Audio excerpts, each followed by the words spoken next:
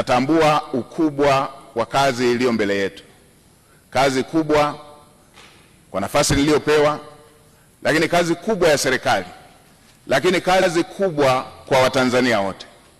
Mheshimiwa Spika, nchi yetu chini ya uongozi wa Dr. Samia Suluhu Hassan hivi majuzi ilitunga dira mpya ya 2025-2050, na awamu ya pili ya serikali ya awamu ya sita ndio itakuwa awamu ya kwanza ya kutekeleza dira mpya. Na Mheshimiwa Spika, unatambua kwenye mbio za vijiti za kupokezana, mwanzishaji wa mbio hizo kipande cha kwanza asipokimbia kwa mbio ndefu kwa spidi kubwa, hata wale watakaokuwa wanampokea watakuwa tayari wamechelewa. Sasa serikali ya awamu ya sita kwa awamu ya pili ndio inaanzisha utekelezaji wa dira ya 2025-2050. Mheshimiwa Spika, dira hiyo imebeba matarajio na matumaini makubwa ya Watanzania. Dira hiyo imebeba matumaini makubwa ya vijana ambao ndio hasa walengwa wa dira hiyo. Mheshimiwa Spika, tuna kazi kubwa ya kuanza vizuri kwenye utekelezaji wa dira hiyo, huku tukimalizia viporo vilivyokuwa havijakamilika kwenye dira ya 2025.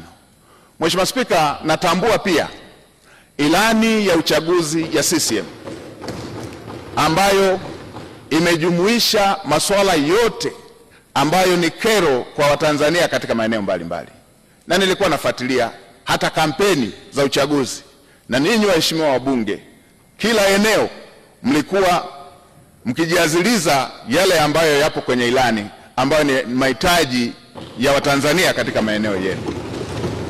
Ilani hiyo imebeba matumaini makubwa ya Tanzania, na hasa kwa kuzingatia kwamba Dr. Samia Suluhu Hassan amejitambulisha kuwa ni rais wa matokeo, rais wa matokeo ya haraka, rais anayetatua matatizo ya Tanzania.